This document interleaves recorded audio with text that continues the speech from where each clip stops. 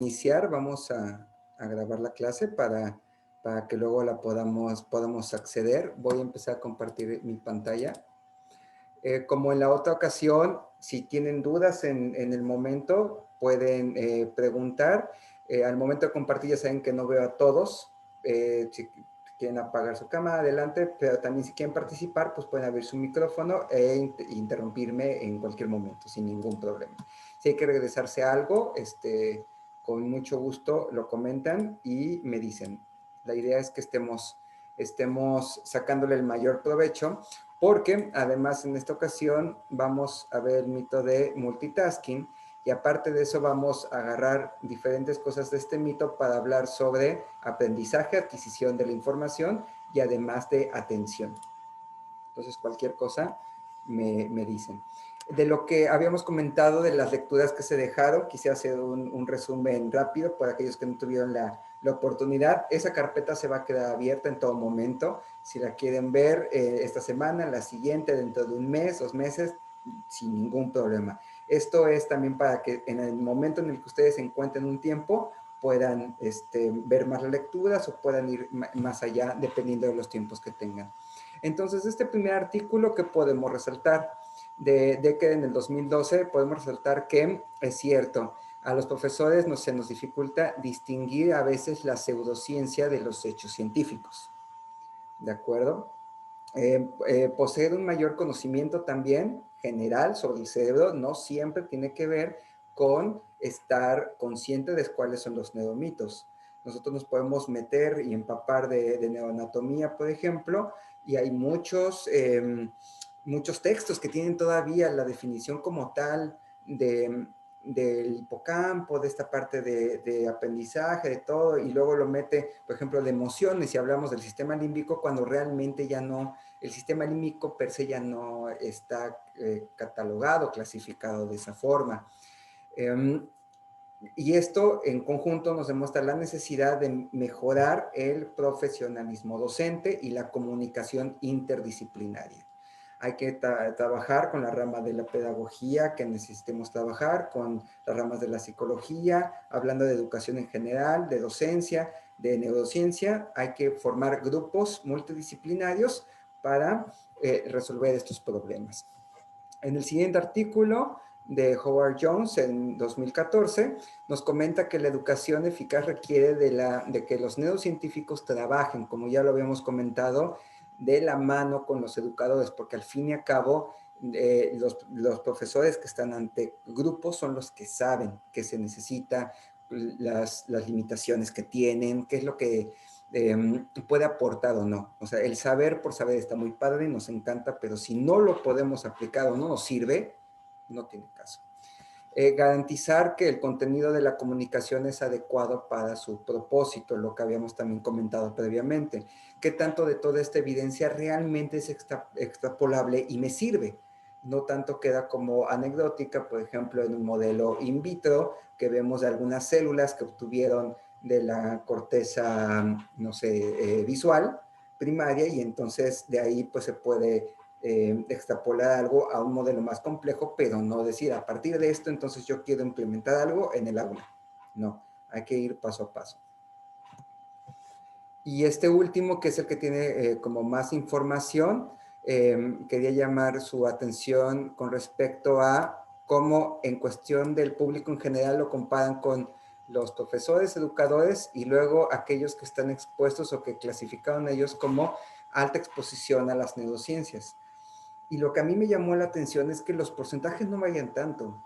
O sea, esto nos habla de que si realmente tú quieres saber sobre neuromitos y romper neuromitos, tienes que estudiar al respecto, tienes que estar dirigido.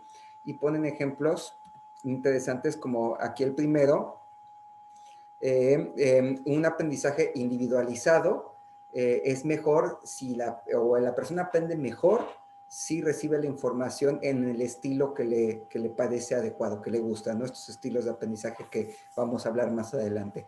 Y vean cómo el público en general, aquí ya me fui, del público en general, el 93% pensó que esto era verdadero. Cuando tú estás hablando con un profesional de la educación, un profesor, esto sí baja, no tanto como debería, 76%, pero miren, las personas que están expuestas a una cantidad o a un conocimiento de neurociencia clasificado en este artículo como alto, vean cómo no varía mucho los porcentajes. Y neuromitos como el que ya vieron ustedes, como el que solo se usa el 10% del cerebro, están bastante prevalentes. Estamos hablando de casi 40% público en general, 33% entre educadores y 15% en personas que se dedican a neurociencias.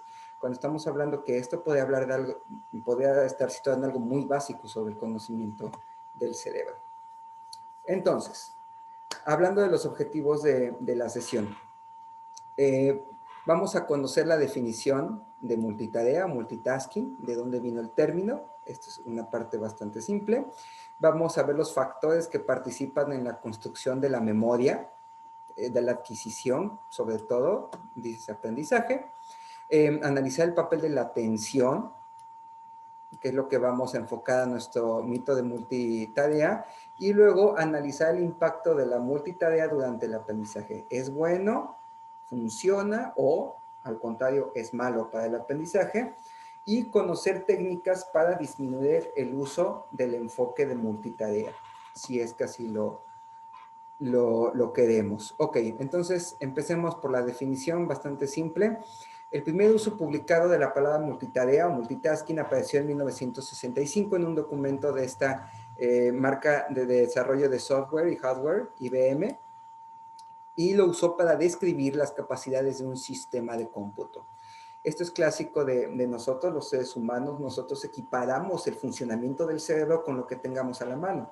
Ahorita, siempre, bueno, o en la mayoría de las ocasiones que ustedes hablen del cerebro o escuchen hablar del cerebro, van a hacer la analogía a una computadora. Pero antes, cuando se descubrió la parte de comunicación eléctrica del cerebro y no había computadoras, se hacía el análogo a esa situación con las líneas telefónicas, por ejemplo.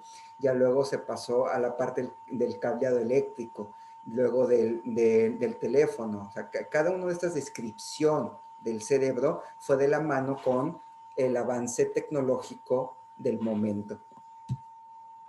Entonces, de ahí nació esta idea de multitarea y se volvió muy famosa, sobre todo en el ambiente laboral.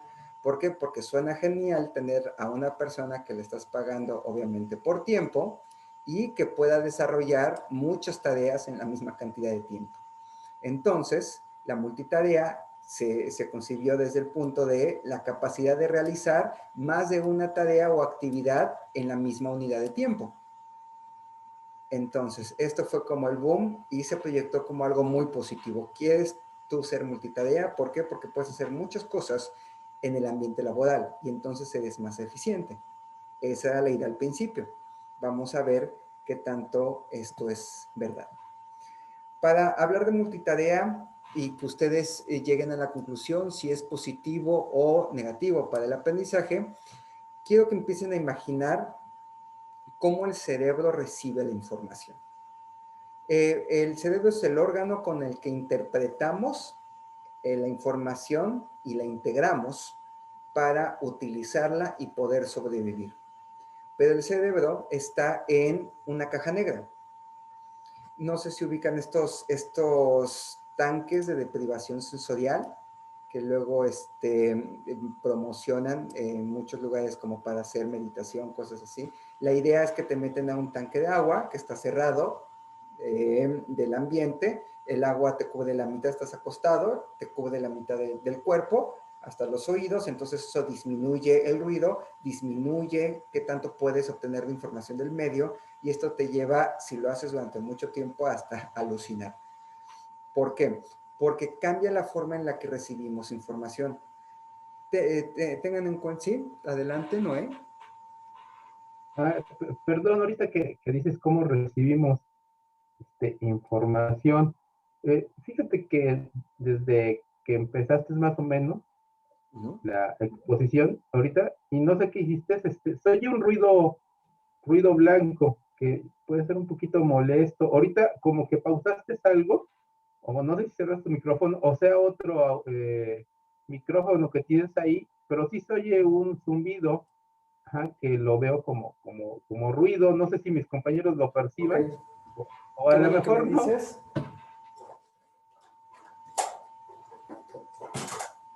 Qué bueno que me dices, gracias. Déjame checar Sí, si por ahí hay puedo algo.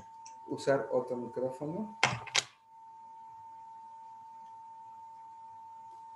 Es un zumbido que es bueno, pues finalmente es como ruido blanco, pero llega a ser un poquito, bueno, yo No, sé no, que yo, finalmente la atención es selectiva, pero no sé si se pueda tal vez no, mejorar claro, el medio de comunicación. claro que se puede. Creo que ahorita no se te deje de oír. Sí, aquí estoy, aquí estoy. Ah, perfecto. Entonces, déjame volver acá. En el chat ya escribieron, entonces no soy el único. De repente dije, ay, a lo mejor es solo mi medio, pero creo que no. Ujú. No sé si de esa forma está mejor o se oye Ya igual. ahorita ya no se escucha el ruido blanco, está mucho mejor. Ok, ok. Déjame ver. Si así ya estamos bien, ¿sí? Y ya no escucho el ruido blanco. No sé si mis compañeros quieran. Los demás, ¿alguien nos escuchamos bien? Ok, Sí, perfecto. sí, ya se Entonces, escucha mejor. muy bien. Muchas gracias por decirme. Entonces, y vamos por acá. Hasta el momento, aprovechando, ¿alguien más? ¿Alguna anotación? ¿Algún comentario? Ok, No. que vamos a continuar. Entonces, nos quedamos en el cerebro, como en medio de una caja negra. ¿De acuerdo? Está el cráneo cerrado, además de eso está cubierto por diferentes capas, por las meninges. Entonces, realmente no tiene una conexión con el exterior, pero tiene que estar sensando la diferente información que viene del exterior. ¿Cómo le va a hacer? Pues va a disponer de células especializadas en detectar diferentes cambios en el entorno. Aquí, por ejemplo, les pongo los conos y los bastones. Vamos a tomar la vía visual para explicar esta parte. Nosotros tenemos estas células que se encuentran en el ojo que responden a cambios de energía. ¿Cómo son esos cambios de energía? Por los cambios en estos paquetes de energía llamados fotones que nos van a ayudar a responder a la luz. Entonces, esa es la energía que nosotros vamos a recibir del medio, la cantidad de fotones que lleguen o no a estas células.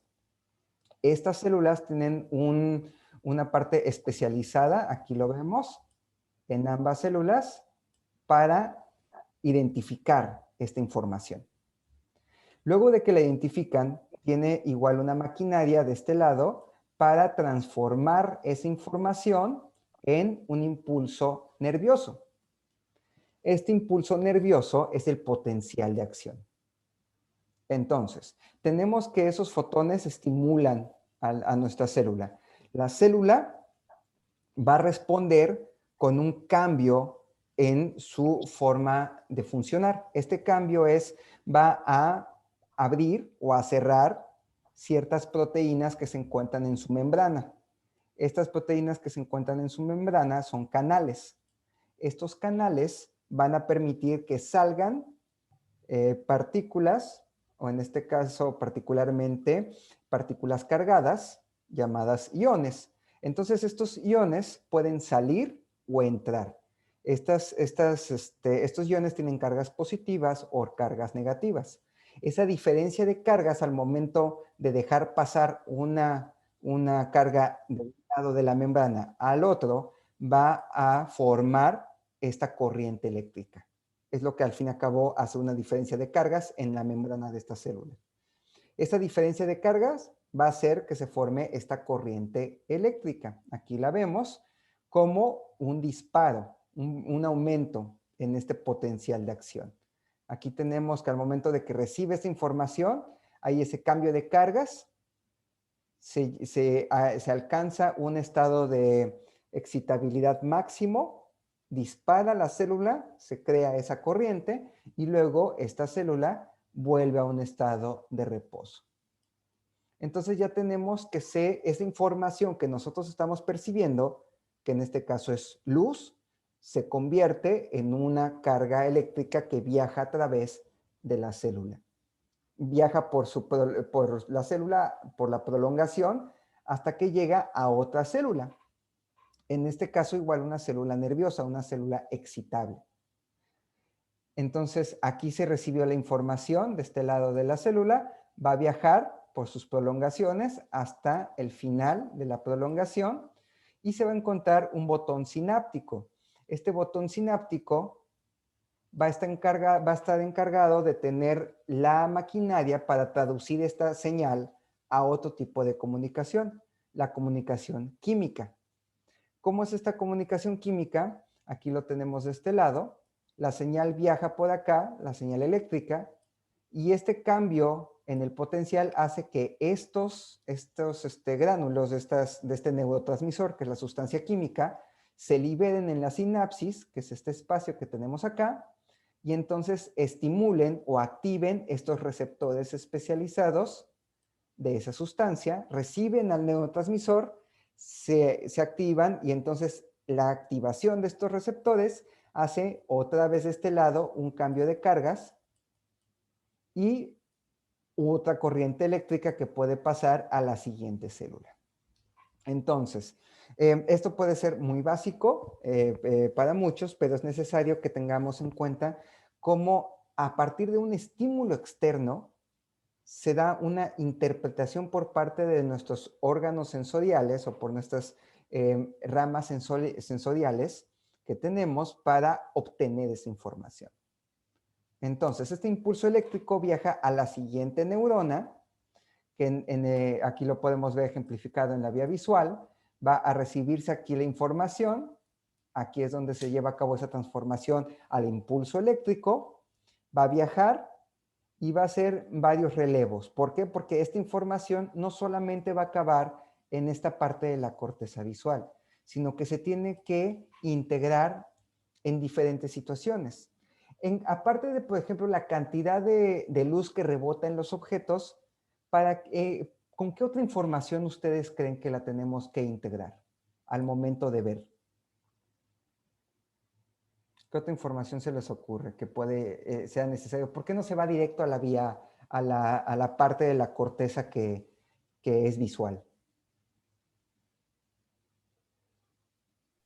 ¿Alguna idea? Tiene que ver con la inversión de la imagen, eso ya lo mencionaste, ¿verdad? La inversión de la imagen No, no lo hemos mencionado, pero es un punto importante. Nosotros vemos una imagen invertida. Entonces tiene que pasar del otro lado, por ejemplo, para tener una imagen compuesta. Tenemos dos ojos, entonces eso nos permite un tipo de profundidad de observación tridimensional y eso se tiene que integrar no solo en la parte de la corteza visual, sino también en otras partes del cerebro. ¿Qué otra información yo puedo añadir a esta cantidad de fotones para realmente ver? No sé si me equivoque, pero pudiera ser la memoria también, o sea, del conocimiento de lo que estamos viendo. Por ejemplo, lo que estamos viendo, si sabemos que no es real, por ejemplo, si es una película o que solamente está en el imaginario, pues no tiene el mismo impacto a que decimos que esto es real, ¿no? Entonces, si estamos viendo una película de terremotos y escuchamos la alarma sísmica, no es el mismo efecto a que si la escuchamos de manera, perdón, o vemos que se empiezan a mover las cosas de manera real, porque es visual, digo. Entonces, es también el conocimiento del contexto, del entorno. No sé si valga esto como observación o no. Sí, es muy importante, muchas gracias, porque justamente no solamente estás viendo, estás obteniendo información auditiva. Tú, por ejemplo, oyes algo y volteas para fijar tu atención, entonces integraste lo que oíste con lo que estás viendo. Otra situación, por ejemplo, sí, Toledo, ¿y de ahí? Lo que yo quería comentar es que, por ejemplo, cuando revisamos la vía auditiva, revisamos que había relevo en una estructura del mesencéfalo, que eran los colículos inferiores, y que posteriormente la información se integraba a nivel de lo que es el lóbulo temporal. Y en este caso, que se trata de la vía visual, pues es importante igual el mesencéfalo, pero hay unas estructuras que son los colículos superiores, y allí la información se va y después se dirige hacia lo que sería el lóbulo occipital. Entonces, lo que tú mencionabas de que por qué no se iba la información directamente a lo que sería el lóbulo occipital, es porque la información hace relevo, o sea, como que va estacionándose la información en ciertos puntos, y en este caso, bueno, que es la vía visual, es importante hablar de esos colículos. Justamente, muchas gracias. Lo que nos interesa es, uno, así es, que hace relevos, y dos, más que saber dónde hace relevo, entender por qué hace el relevo. ¿Por qué hace el relevo? Porque justamente ahí donde menciona, tiene que compartirse esa información para integrar otra situación. Por ejemplo, si yo estoy caminando, es importante saber la profundidad de la superficie en la que estoy caminando. Cualquiera que nos hayamos cambiado de lentes o que hayamos encontrado unos lentes antiguos y te los pones y tratas de caminar, o sea, te das cuenta de lo importante que es realmente tener esta coordinación entre la parte visual y tus movimientos. Y estamos acostumbrados a hacer siempre predicciones, y lo vamos a ver más adelante. Entonces, la información va a viajar y va a hacer relevos en muchos lados. Eso hay que tenerlo muy en cuenta. Cada vez nos abrimos menos o nos alejamos un poquito, más bien nos abrimos más, nos alejamos más de la idea de las vías establecidas. ¿Por qué? Porque si tú revisas una vía de hace 30 años, era muy fácil, ¿no? Llegabas y veías 3 puntos de relevo. Ahora ves una vía y ves cómo ese relevo ya se sabe que va hacia otro lado del cerebro, y va a la corteza y regresa a los núcleos basales. Entonces, es realmente una interacción muy grande que hay entre diferentes partes del cerebro. Ya que mencionaron la memoria, esto es a lo que justamente vamos a llegar. ¿Cuánto dura un potencial de acción? Un potencial de acción dura milisegundos. ¿De acuerdo? Entonces llega la información y esa información se va a traducir, va a tener diferentes relevos y va a aprender diferentes neuronas que están en diferentes partes del cerebro.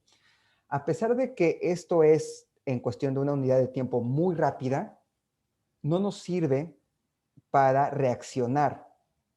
¿A qué me refiero con que no nos sirve para reaccionar? Porque constantemente tenemos que estar haciendo correcciones. ¿Quieren saber hasta dónde llega, con todos los lentes, cualquiera lo puede hacer, hasta dónde llega su capacidad visual al 100%? Estirando su brazo y poniendo el pulgar hacia arriba, esa es la distancia que llega a su capacidad visual al 100%. Todo más allá de eso y alrededor es una predicción que estamos armando. Por eso es tan fácil tener este tipo de alucinaciones, o como le llaman, efectos visuales.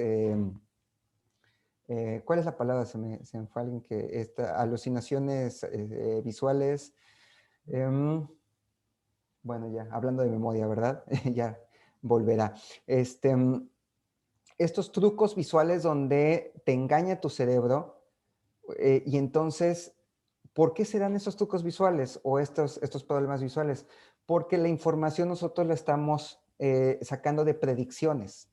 Siempre nuestro cerebro va un paso adelante. Por eso las predicciones que hace dependen de que aprenda. Lo vamos a ver que esto se extrapola a cosas como nuestra atención, se extrapola a cosas como nuestras emociones, a la toma de decisiones. Todo eso depende de nuestra experiencia previa. Para que dependa de nuestra experiencia previa, tenemos que poder acceder a ella. Y por eso nuestro siguiente paso en este viaje de por dónde pasa nuestro punto de información es llegar a la memoria. ¿Qué necesito para tener memoria de algo si este potencial de acción dura milisegundos? ¿Alguien que tenga idea? ¿Qué es lo que necesitaría? Otorgarle alguna representatividad, algún sentido emocional. Ok, esa es una de las cosas que necesitamos para que sea más fácil de guardar. Pero ¿qué necesitamos para guardarlo particularmente? También funcionan las relaciones que hacemos, ¿no? De hecho, hay como algunas estrategias de memotecnia que es como la cadena, de hacer relaciones con otras cosas ya conocidas para fijarlo en la memoria, ¿no? Justamente. Gracias en el chat. Ilusiones. Ajá, visuales. Muchas gracias. Y de lo que comentas, sí, efectivamente, se necesita anclarlo, por así decirlo, pero hacer estas asociaciones. Pero ¿dónde se queda nuestro cerebro? O sea, ¿cuál es el cambio? Como nos comentan en el chat. ¿Existe un cambio en el cerebro? ¿Cuál es ese cambio? En la conexión sináptica, en la nueva conexión formada por dos células, dos neuronas. Justamente, el cambio está en esa conexión. Esa conexión tiene que prevalecer. Si nosotros decimos que la información llega, activa una vía de diferentes neuronas y mientras activa esa, hay una representación mental, hay una representación neurológica, entonces necesitamos que ese disparo se quede constantemente prendido. Y esto era lo que no quedaba hasta hace algunos años. ¿Por qué? Porque decían es que si el cerebro responde con esos disparos eléctricos, entonces el disparo eléctrico tiene que estar ahí durante mucho tiempo. Y nosotros vemos que los disparos o los potenciales de acción duran milisegundos. Entonces, ¿qué está pasando? Ya cuando avanzaron las técnicas en neurociencias para ver el funcionamiento del cerebro ya a una escala mucho más celular, se encontraron células que disparaban durante meses, incluso años después del estímulo. Y entonces se llegó a la conclusión de que esas células eran las responsables de mantener la memoria. ¿Cómo se da esto? Y esto al fin y al cabo es, como dicen en el chat, la experiencia. ¿Por qué? Porque esa información ya la adquirí. ¿Cómo la adquiero? ¿Cómo la adquiero? Perdón. Vean aquí en la pantalla tenemos el potencial normal, un potencial rápido, que es en milisegundos. Estas células que se encuentran en el hipocampo tienen la capacidad de desarrollar un potencial de larga duración o LTD. Estos potenciales de LTD o también LTD o LDT, también los potenciales de excitación de larga duración o de depresión de larga duración, son potenciales que al momento de que se prende esa célula, como ya lo vimos, puede seguir disparando por meses o años. ¿Por qué puede seguir disparando? Ah, pues porque si tú estimulas suficiente, como ustedes ya lo mencionaron, a esta célula, entonces va a seguir liberando neurotransmisor y esta célula del hipocampo lo que va a hacer es cambiar la maquinaria de proteínas, cambiar sus receptores. Cambia el tipo de receptores que tiene acá y entonces se hace mucho más selectivo, no solo para recibir sodio, sino también para recibir una gran cantidad de calcio. Y esta gran cantidad de calcio que sigue disparando hace que las proteínas que están dentro de este botón sináptico que vemos acá se recambien por otras que duran mucho más en la membrana. Y esas proteínas que duran mucho más hacen que el impulso eléctrico se siga disparando después de mucho tiempo de que se dio este estímulo. Y esas células tienen proyecciones, esas células del hipocampo, tienen proyecciones no solo a lugares como la corteza entorrinal, que está muy cerca del hipocampo, sino a todo el cerebro. Entonces tú tienes células que conectan y mandan sus terminales a la corteza prefrontal, mandan sus terminales a la corteza visual, a la corteza auditiva. Entonces tú, con la correcta o con la cantidad suficiente de información, puedes evocar, puedes recuperar esa información. ¿Cómo sabemos que pasa esto? Ah, pues vean este esquemita que tenemos acá. ¿Hasta aquí todo bien? ¿Hay alguna duda? Ok. Entonces vean este esquemita que tenemos acá. Tenemos una célula que empieza a disparar. Entonces, forma esta conexión, mi célula mi célula que empieza a disparar forma esta conexión con una célula encargada de la memoria. ¿Y qué es lo que pasa? Mientras siga disparando este potencial de larga duración que vemos acá, la otra célula estira una de sus prolongaciones, una espina dendrítica, y entonces hace contacto. Esto tiene que ver con el mito, en el neuromito que antes pensábamos que uno formaba más neuronas para aprender más. No, lo que uno forma es más conexiones. La misma cantidad de neuronas tienen muchas espinas dendríticas, tienen dendritas, y de esas dendritas le salen las espinas dendríticas. Y esas espinas pueden formar conexiones. ¿Cómo se forma una conexión? Ah, pues tienes que tener disparos y estímulos constantes. Aquí los vemos, para que esta célula estire su prolongación, haga contacto y se forme. ¿Qué pasa si uno continúa con el estímulo? Ah, entonces este contacto se hace más robusto. Y de hecho pueden aumentar la cantidad de contactos que tiene.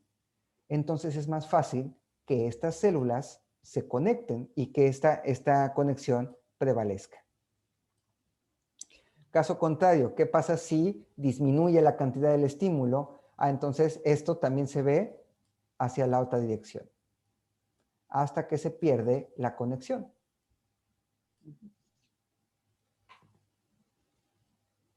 Vean de este lado cómo esto es literal. Aquí tenemos una reconstrucción tridimensional de una espina dendrítica a la que no está siendo estimulada, y cómo después de un protocolo de estimulación para formar potenciales de larga duración o LTPs, tenemos que estas espinas que ven acá se estiraron y formaron conexión, que aquí se ve donde está en naranja el neurotransmisor. Formaron conexión sináptica con su neurona blanco. Entonces, tenemos esa conexión que prevalece. Las espinas dendríticas, ahí donde se forman esa conexión, es donde tenemos el sustrato biofísico de la memoria. Así realmente se forma la memoria. Por eso es algo dinámico. Vamos a explicarlo ahora, como mencionaban, a la representación mental. Ya sabemos que las neuronas se conectan y que pueden ciertas neuronas conectarse por muchos meses o años después. ¿Cómo esto se traduce a que nosotros tengamos esa memoria? Aquí tenemos el ejemplo con la representación de un círculo como un estímulo externo. Entonces tenemos este círculo. Nuestras células van a recibir esa información y van a disparar. Aquí lo tenemos. Cada una de estas bolitas representa una neurona de este lado. Entonces, aquí ya se da la interpretación de la información. Estas neuronas conectan con otras neuronas, no solamente con una, y se conectan entre sí. Vean este entramado que tienen de conexiones. ¿Todo para qué? Para que después de que se conecten todas, reciban suficiente información y se forme el círculo en nuestra representación mental. Esta representación es la representación con base en engramas, que quiere decir que donde tenemos la información, las células disparando, ahí es donde se forman las conexiones y es donde se forma la memoria. Pero dices, bueno, nosotros tenemos muchas memorias. ¿Alcanza el sustrato biofísico? ¿Alcanza las neuronas? Sí. Antes se pensaba que teníamos como 100 billones de neuronas. Ahora sabemos, después de estos estudios que mencionábamos, que tenemos entre 80 y 86 billones de neuronas. Cada una de estas neuronas tienen varias decenas de dendritas. Algunas tienen hasta cientos. Y cada dendrita tiene espinas dendríticas, como las que vimos. Imagínense la cantidad de información que se puede guardar en este entramado de neuronas. Ahora bien, ya que tenemos la formación de este círculo, ¿qué pasa cuando quitamos el estímulo? Pues dejan de disparar. Aquí lo vemos como podemos entender que se formó el entramado, más bien se formó esa conexión, pero luego se quita el estímulo, ya no se activan esas neuronas, no disparan, ¿y qué pasa con esa información? Se va disipando, por así decirlo, se va perdiendo ese engrama. ¿Cómo yo lo recupero? Que esta es ya la parte de evocación, que además es un proceso muy dinámico. Si yo, y esto es lo que nos interesa como docentes y además como estudiantes, al momento de que yo quiero recuperar algo, yo lo puedo recuperar con base en partes de la información. Vean cómo aquí la representación es que cada uno de estos pedazos del círculo es un estímulo, por ejemplo, tararear una canción y con base en esa información solamente en ese pedazo de la canción, encontrar a partir de eso toda la información que yo tenía guardada. Y entonces, a partir de esta información, yo llego a el concepto de círculo. Y esto es justamente lo que queremos lograr con nuestros alumnos y también con nosotros mismos. Que lo que veamos en el aula, cuando ya estén en el mundo real, puedan agarrar esa información que guardaron y a partir de esa información recuperar ese concepto. ¿Sí? Adelante, Rocío. Oye, Diego, ¿también es un mito esto de lo que bien se aprende nunca se olvida? No, no, de hecho es... pensando en este concepto que ahorita comentas, ¿no? Porque dices, ¿y dónde? Es algo que a mí me emociona, digamos, ¿dónde está la memoria, no? ¿Dónde está toda esa experiencia de años de vida o lo que has vivido, la cantidad de tiempo que hayas vivido, dónde se acumula? ¿Y cómo es posible, y se sabe, ¿no?, que durante la vejez se recupera más la memoria de largo plazo que la de corto plazo? En este sentido, ¿no? Y entonces decimos, a ver, entonces, o por lo menos recuerdas más las cosas del pasado que las cosas más inmediatas, conforme va pasando el tiempo en años, pues, el tiempo de vida. Entonces, aquí ahorita que estás explicando esto, tiene mucho sentido para mí, ¿no? Sin embargo, vuelvo otra vez a ese cuestionamiento, ¿dónde sigue la memoria, no? ¿Dónde, si ya formé toda esa parte en mi pasado, toda esa parte de dendritas, de conexiones, y por algún momento, por dejarlas de utilizar, porque ese contenido, ese conocimiento, esas experiencias no las traigo de nuevo a mi memoria, pero de repente algo las dispara, es posible que yo pueda recuperar esa información, ¿no? Esa es la maravilla, ¿no? Claro, justamente, y eso nos lleva a la siguiente parte, gracias por la anotación. Y hay que tener en cuenta que, por ejemplo, lo que dice, sí, lo que bien se aprende jamás se olvida. Y me lleva a pensar también en otra cosa que dicen, recordar es volver a vivir. Y justamente recordar es volver a vivir, porque el proceso que nosotros estamos viendo es muy dinámico. Esto puede ser positivo o puede ser negativo. Ahorita lo vamos a comentar. También tengan en cuenta que estos engramas que estamos viendo son millones de engramas conectados entre sí. Y eso es lo padre de la situación, porque tú puedes llegar a un engrama a través de otro. Disculpen, está cerca un hospital y luego pasan bastantes. Ya, ok. Entonces tú puedes llegar a un engrama a partir de otro. No, seguramente les ha pasado, están haciendo cualquier cosa y un olor, un sonido, pum, hace que se acuerden de otra cosa totalmente diferente que ni siquiera estaban conscientes que ahí estaba guardada. Ahí está. ¿Cuál es el problema? Que no siempre sabemos cómo acceder a él. Y para fines prácticos, si no podemos acceder, es como si no existiera. Aterrizando esto con los alumnos, Entonces, si nosotros le damos a los alumnos o nos damos a nosotros mismos solamente una forma de acceder a ese conocimiento, si perdemos esa forma de acceder, ya valió ese conocimiento. Eso hay que tenerlo muy en cuenta. ¿Sí? Ahí tengo una mano levantada. Adelante. Me viene a la mente, no sé si sea neuromito o sea verdad, pero me acuerdo que a mí me comentaban mucho de cuando estudias algo, cómete un chocolate, ¿no? Y a la hora del examen, metes ese mismo chocolate y te va a ir como dando, o vas a ir recordando mejor esta parte. No sé si sea cierto o funciona de la misma manera como un estímulo externo que te retoma lo que estuviste estudiando o no. Eso es muy interesante y sí, justamente tú haces muchas asociaciones. Las mnemotecnias que habíamos comentado también son asociaciones.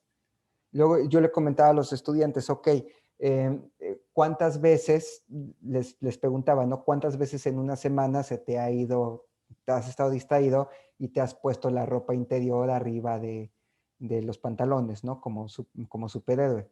Y dicen, no, pues no. No, porque lo hacemos tantas veces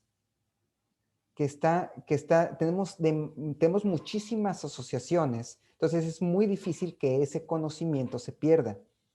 Entonces, mientras más asociaciones hagas, y esto tiene que ver con los estilos de aprendizaje, mientras más formas tengas de acceder a eso, es mucho más fácil de acceder.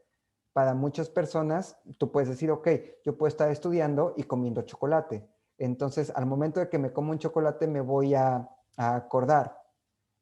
Hay una canción, ahorita no recuerdo el nombre, la tengo en la memoria, de Gloria Trevi, que me causa todavía escalofríos. ¿Por qué? Porque me acuerdo yo que cuando estudiaba primer año de medicina y no entendía nada de la anatomía, me iba a la facultad, a la biblioteca, me ponía mi radio, que estaba de moda la canción, y entonces yo estaba con la canción y además yo sufriendo porque no entendía, y entonces hice esa asociación.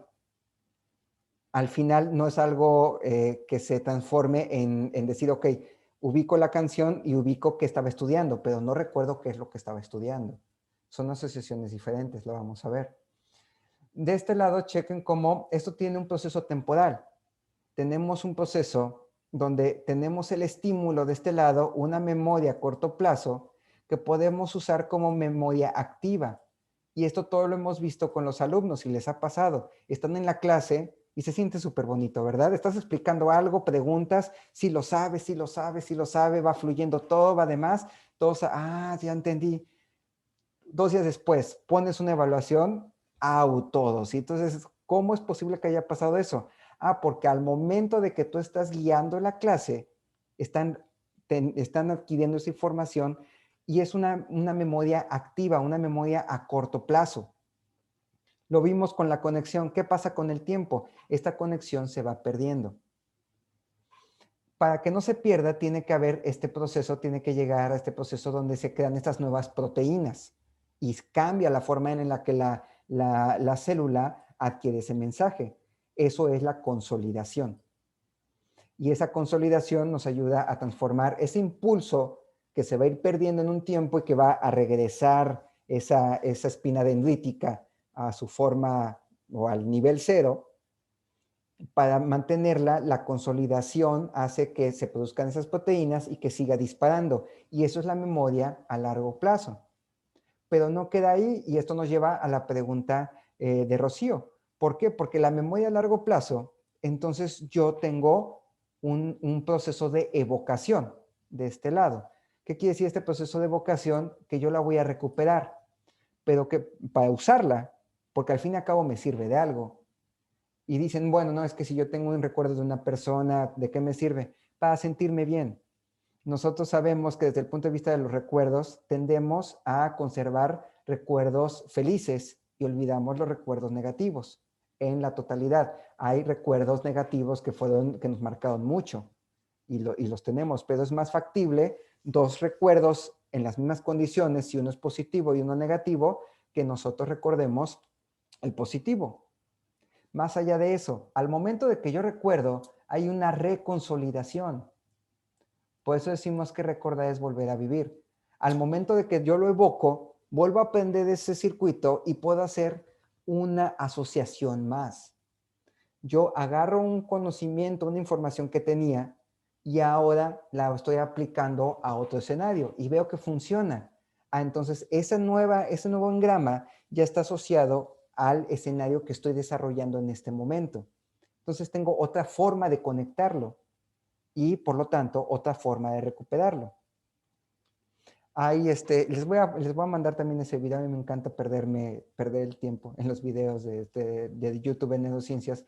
Hay un video donde hacen una entrevista, me parece que es para este programa de las neurociencias. Está en Netflix, se los voy a pasar. Hablan con campeones de memoria, personas que memorizan números gigantes o que memorizan el nombre de 40, 50 personas que reconocen por unos segundos antes de entrar a una sala de cine. Y luego lo reciben afuera y puede recordar todas las caras y asociarlas a un nombre. Y luego cómo nosotros sufrimos con una persona 2 minutos después de que se presentó. O con los alumnos siempre es, ¿cómo se llama tu profesor? Ah, no, pues es uno así, peloncito, chaparrita. No tiene ni idea cómo te llamas después de 30 segundos que le dijiste el nombre, por ejemplo. ¿Por qué? Porque la memoria, así como nosotros lo estamos viendo, tiene que ser algo activo que nosotros desarrollamos. ¿Cómo lo hacen estos campeones de memoria? Muy fácil para ellos, hacen historias. Cada vez que ellos quieren aprender un número, asocian un número a un personaje. Esta persona que entrevistan dicen, por ejemplo, para mí, un 3 es un gato, un árbol es el 5. Entonces hacen una historia y nosotros también por biología evolutiva somos mucho más apegados a las historias que a hechos que no se conectan. Nosotros aprendemos con historias. Antes de todo, nuestra comunicación verbal nos hacía adquirir eso en forma de historias. Entonces, de esa forma, ellos asocian una historia a un número y pueden evocarlo de forma mucho más simple. Entonces, eso es un proceso dinámico y cada vez que recuperamos la información, la volvemos a consolidar. Por eso podemos tener información después de muchísimo tiempo que dices, bueno, pero ¿cómo puedo acordar de algo que pasó hace 20 años? Porque periódicamente lo recuerdas y periódicamente lo vuelves a traer. Depende de la memoria, ¿no? Hay memoria que es muy fácil de consolidar con repetición. Por ejemplo, andar en bicicleta. La puedes repetir, repetir, repetir y al momento que te subes tienes memoria muscular, memoria mecánica, que en el momento que te subes a la bici te cuesta un par de segundos y otra vez lo puedes agarrar sin problema, ¿no? Aquí tenemos un par de cosas en el chat, permítanme. Me lo contaron y lo olvidé, lo vi y lo entendí, lo hice, lo aprendí, tendría que ver con la permanencia de la memoria. Ok, sí.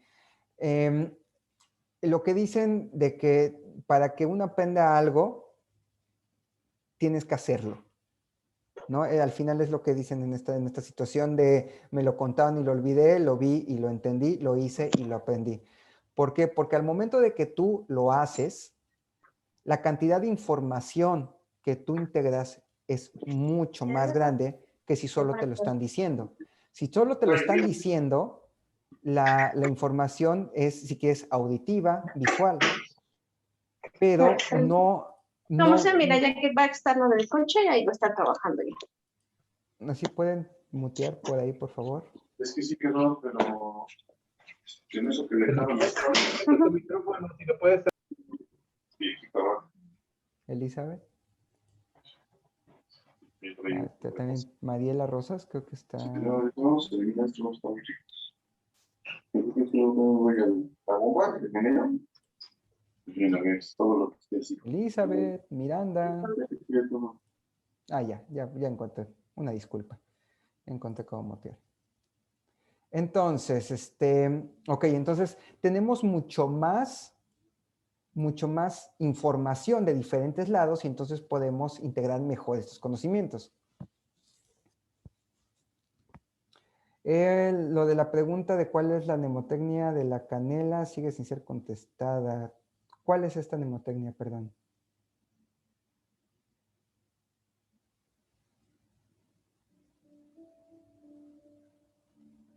¿Me escuchan?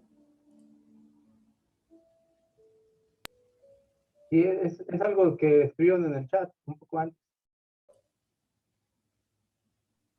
Y yo tampoco sé. Pero yo la comenté. No. Ah, ok.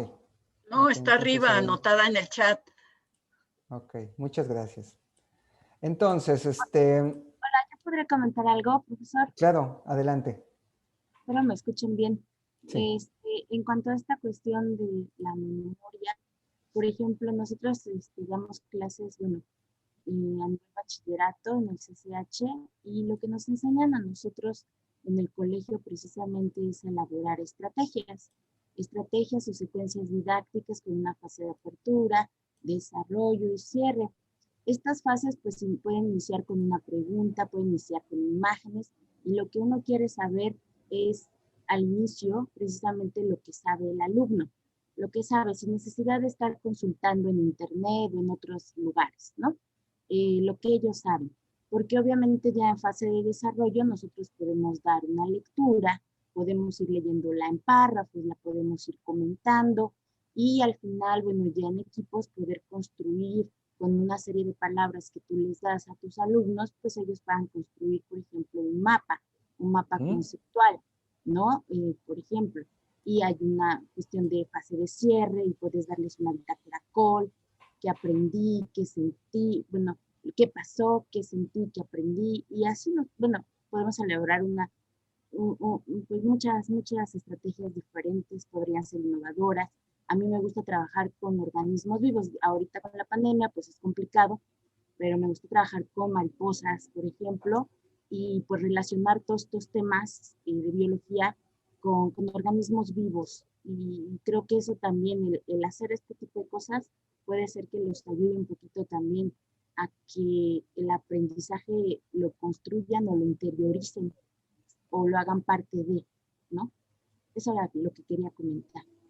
Sí, muchas gracias. Lo vamos a platicar más adelante, pero nosotros tenemos, dicen que tenemos ¿cuántos sentidos? 5 sentidos, ¿no? Luego 6 sentidos, pero en realidad son entre 28, 32 sentidos, ¿no?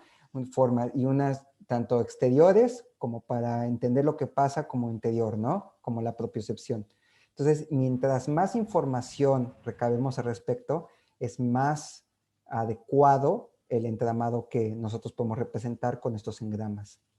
¿Sí? Hay una mano levantada, adelante. Ah, sí.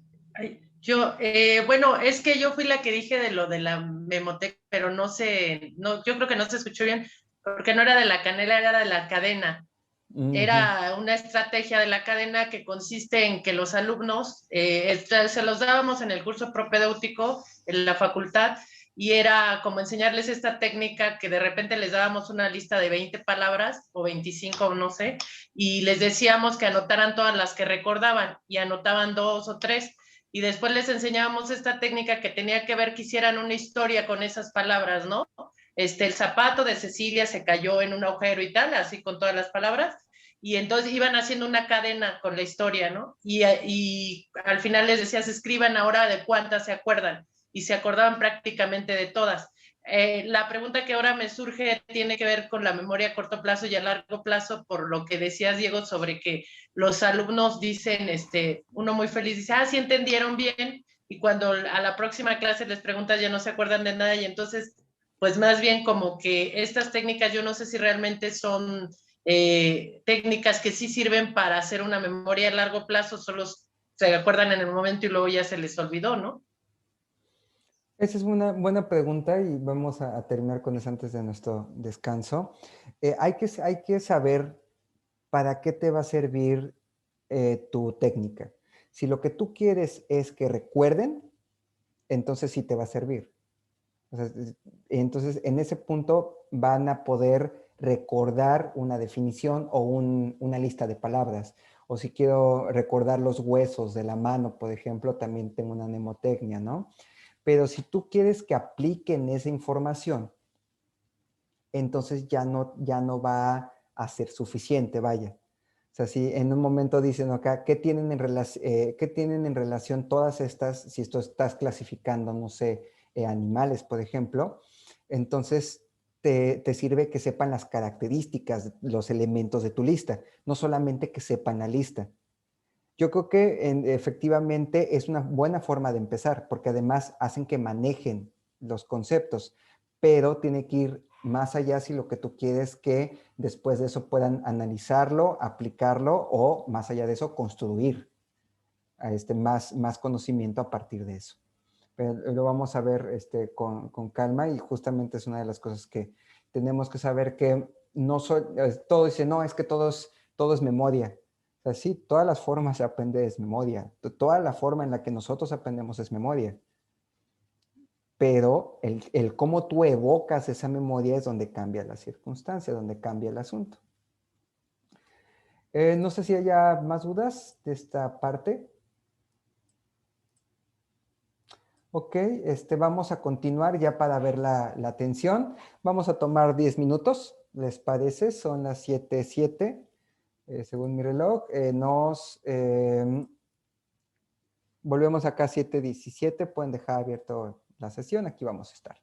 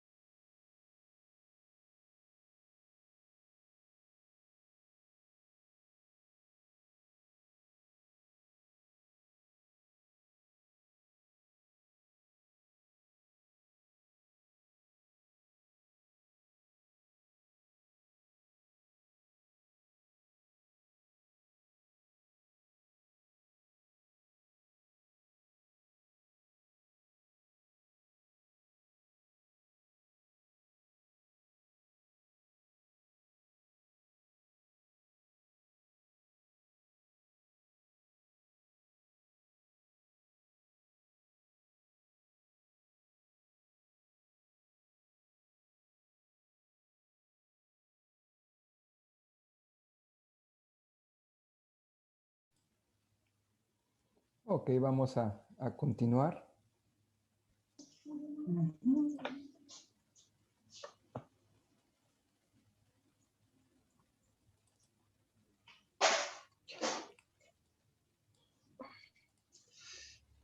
Entonces, hasta el momento espero que haya quedado un poco más claro que necesitamos de diferentes estímulos para formar estos engramas y tener redes mucho más robustas y que puedan ser accesibles de diferentes formas. Como habíamos mencionado, y esto es algo que hay que tener muy en cuenta, mientras más necesario sea esa información, es más fácil que la guardemos.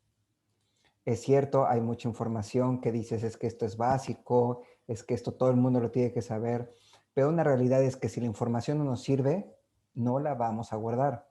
Ustedes ya lo vieron, necesito un potencial de acción, necesito hacer proteínas. Luego de esas proteínas necesito que siga disparando la célula durante mucho tiempo. Eso no va a ser de gratis. Si me sirve para sobrevivir, lo voy a hacer. Si no me sirve, lo voy a perder.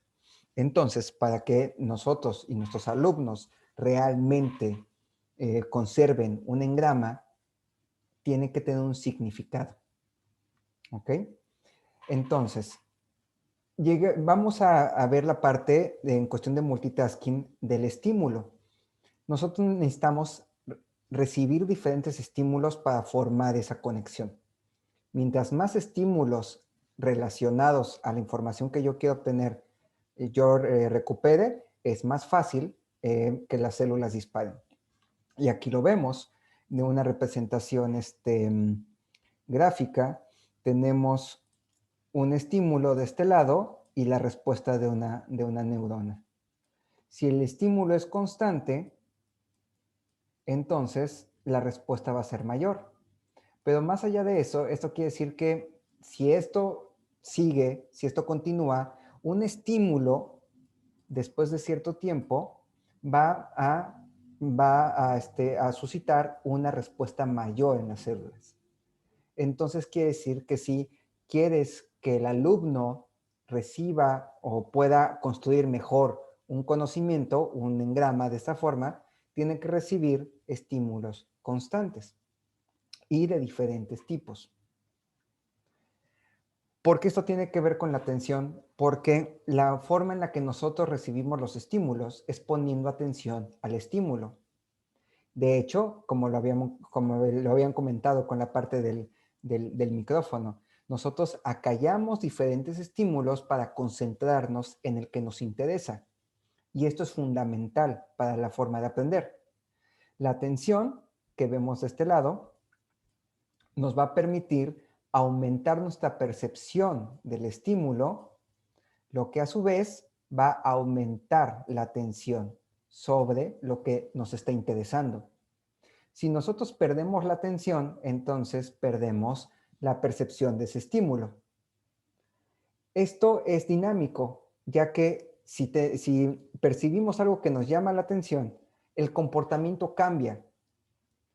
Y ustedes mismos seguramente lo han vivido. Están viendo algo en la tele, por ejemplo, están escuchando música, están escuchando a una persona y entonces la persona empieza a hablar de algo que realmente te interesa y entonces se sabe como, a ver, voy a poner atención, dejas de escucharla, de ver la tele, dejas de escuchar la música. Entonces, acallamos o condensamos nuestra atención, disminuyendo el ruido o los demás estímulos, modificando nuestro comportamiento. Si esta modificación de nuestro comportamiento tiene una recompensa, entonces nos motivamos a modificar el comportamiento de esta forma y entonces esto nos lleva a prestar más atención, porque sabemos que después de prestar atención va a haber una recompensa. ¿Qué pasa si no hay recompensa? Esto lo vemos mucho con los estudiantes de medicina. Los estudiantes de medicina, por lo menos en primer año, se dan contra la pared y estudian, no saben cómo estudiar, estudian y reprueban, y reprueban, y reprueban. Esto también ustedes lo han visto con matemáticas.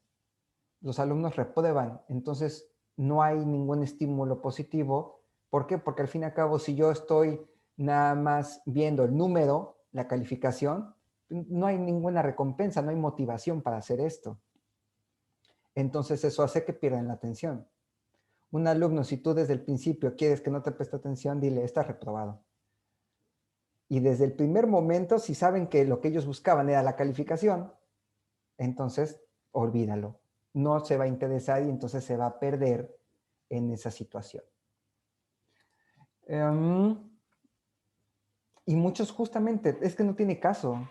Si tú planteas el hecho de que tu asignatura vale por una calificación, nada más, al momento de que estén reprobados, ya no hay motivación.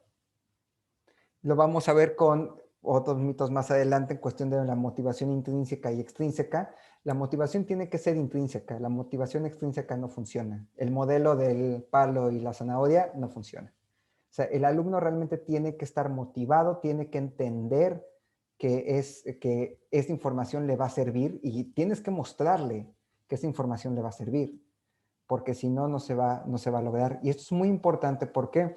Porque para que en esta parte realmente puedas recuperar la información, tienes que prestarle atención. Vamos a hacer este ejercicio que está en uno de los artículos que le subí ya a Drive. ¿Cómo es que fijamos la atención y cómo es esto inoperante desde el punto de vista del multitasking? Tenemos esa representación y les voy a pedir por favor que vean su pantalla y vean la X de ese lado. Si ustedes se enfocan a la X y a ese cuadrado, díganme qué información pueden recuperar. O sea, ¿qué están viendo?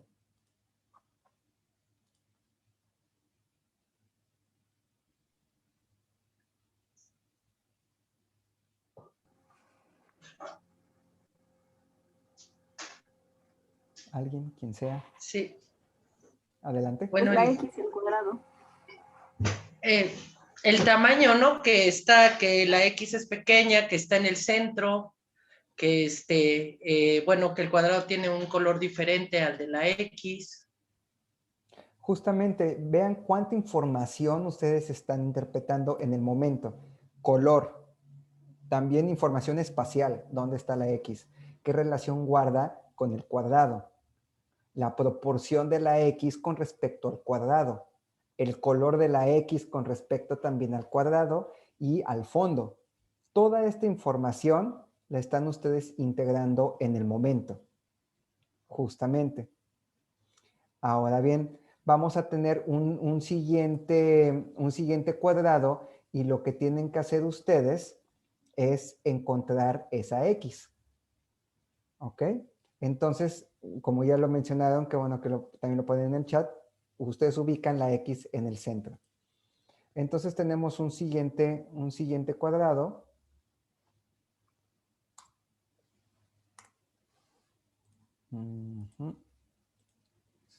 Espérenme porque...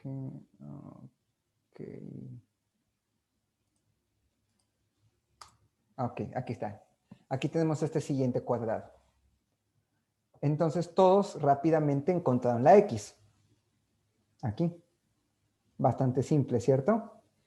¿Por qué? Porque tenían ya esa información de la forma y el color. Y a pesar de que les pusieron estas otras letras, ubicaban esa X. Pero si a ustedes les hubiéramos sujeto a un software de identificación de dónde ponen la vista, al momento de que apareció este cuadrado muy similar a ustedes hacen la predicción de que la X tiene que estar en el mismo punto y sus ojos se centraron en el centro del cuadrado. Al momento de que se sentaron aquí, hicieron una corrección porque no vieron la X. Entonces saltó a esta T. Esta T que comparte una característica con la X, el color.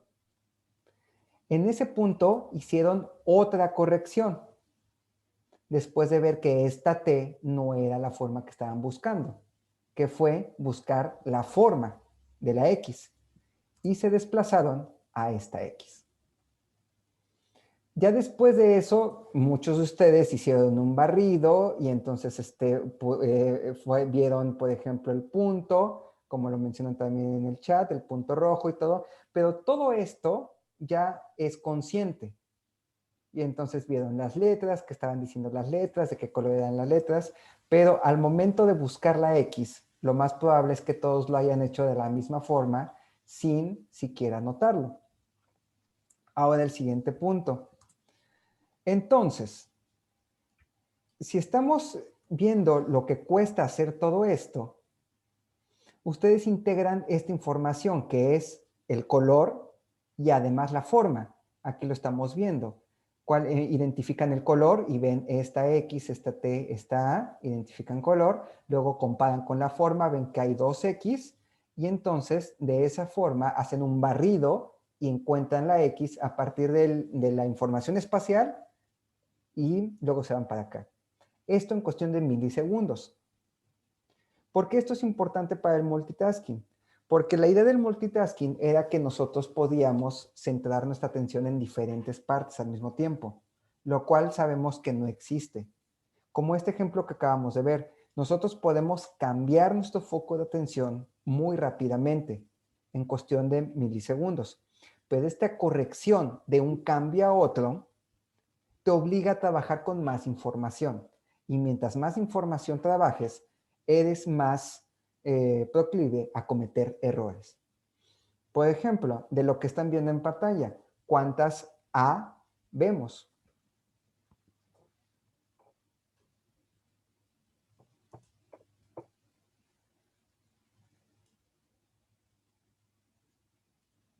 Ya nos lleva un poco más de trabajo alguien que las haya contado. 18. Ok. Estamos viendo ahorita en pantalla 49 SAS, contando con el título hasta la referencia. Obviamente, pues esa es la trampa, ¿no? Y ese es el claro que digan, ah, ok. ¿Cuántas X estamos viendo? Entonces, la forma en la que ustedes cambian su atención ya no se están centrando en los cuadrados, se están centrando en toda la pantalla para que no me la vuelva a aplicar. ¿De acuerdo? Pero fuera de los cuadrados solamente hay una X. Entonces, si ubican la cantidad de X dentro de los cuadrados y luego la suman, van a ver que son 16X. ¿Cuántas de esas X son azules? Las cuentan y van a ver que también ustedes toman en cuenta esta X, por ejemplo, que ven acá y esta que ven acá. Porque aunque el color está velado por esta pantalla amarilla, ustedes saben, extrapolando la información de los otros cuadros, que si es lo mismo, esta y esta son azules. Porque aquí están viendo cómo se está yendo el color o está velándose el color por esta mancha amarilla que ven en su pantalla.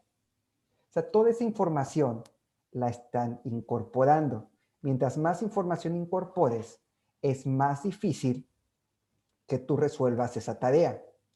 Ahora bien, como lo comentamos al momento de cuántas A's y que vean toda la pantalla y luego vámonos al cuadro y entonces todos esos cambios hacen que tengan que cambiar su atención de un punto a otro lo más rápido. Y mientras más rápido lo vayan cambiando, entonces es más factible que cometan errores. También nos encontramos con una atención selectiva. ¿Qué quiere decir esto? Que si tú estás fijando tu atención en un punto, lo más probable es que desaparezca la información alrededor. Un efecto como de túnel. Al momento de que desaparece la información, entonces si tú quieres cambiar tu foco de esto que estás haciendo a esto, te va a llevar un tiempo. Sí, lo hacemos muy rápido, pero nuestro cerebro hace esos cambios constantemente. Y esos cambios, aunque sean de milisegundos, aumenta la cantidad de, la probabilidad más bien, de cometer errores. Esto cuando estamos hablando de una tarea. Pero, ¿qué pasa? Esto es lo mismo. ¿Qué pasa cuando estamos hablando de conceptos? Enfoquémonos en este punto. Digamos que ustedes quieren que su alumno aprenda dos conceptos diferentes. Entonces tienen conceptos A, o en este caso, la tarea concepto 1 contra tarea concepto 2. Y esta persona, su alumno, está tomando apuntes. Tomar apuntes y tratar de memorizar no se parecen mucho. Aparte de eso, no está solo tomando apuntes, está escribiendo. Aparte de eso, tiene el celular en la mano, porque según él está buscando cosas, pero también obviamente está entrando a WhatsApp, está entrando a Facebook, ¿de acuerdo? O todas esas cosas. Entonces, ¿qué nos dice los cambios de atención? Que si tú tienes dos tareas muy diferentes, y esto es lo que vemos en el eje de las X, aquí vemos la rapidez en X y en Y vemos qué tan diferentes son.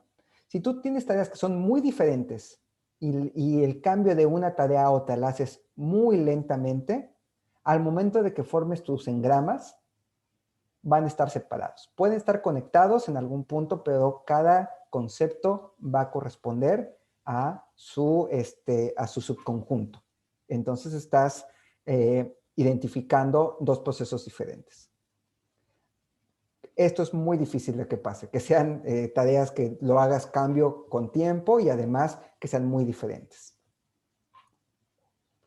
¿Qué pasa si tú aumentas la rapidez con la que cambias de un concepto a otro?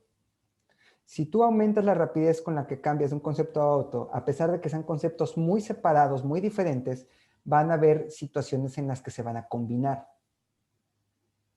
Obviamente, seguramente se imaginan qué es lo que pasa si cambian, aunque sea lentamente de un concepto a otro, de una tarea a otra, con cosas que se parecen muchos, pues vas a empezarlo a combinar.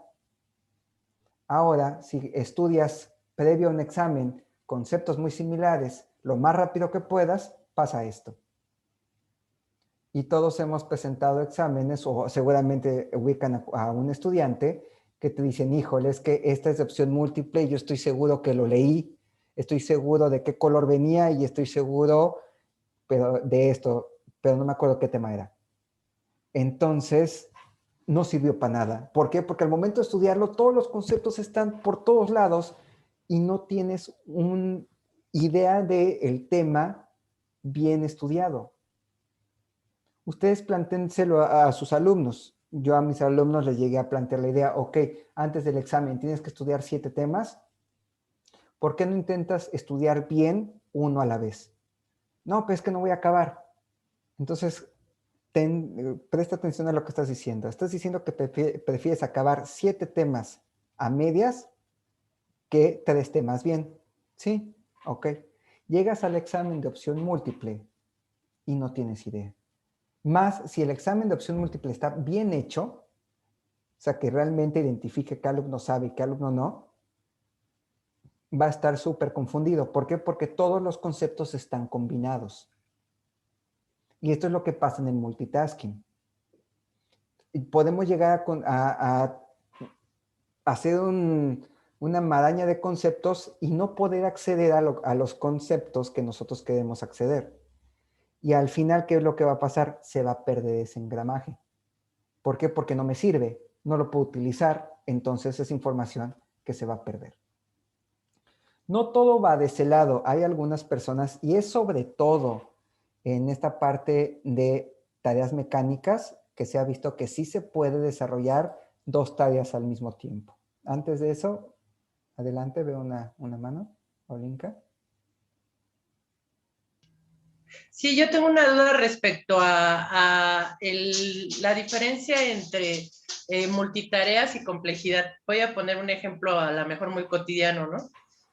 De repente, cuando tú aprendes a manejar, tienes que ver los espejos, tienes que meter el clutch, tienes que cambiar, o sea, tienes que hacer muchas cosas a la vez y piensas que eso va a ser imposible. Cuando aprendes a manejar, lo haces tan mecánicamente que pueden pasar 2 años sin que manejes y luego ya lo puedes hacer sin problema, pero además después puedes venir oyendo el radio y puedes venir haciendo todo lo que no se debe hacer, viendo el celular, incluso comiendo, leyendo, no sé, haciendo un montón de cosas. Ese se me ocurre como ejemplo de que al final no sé si lo que está pasando es que no estás haciendo ninguna de todas esas cosas bien.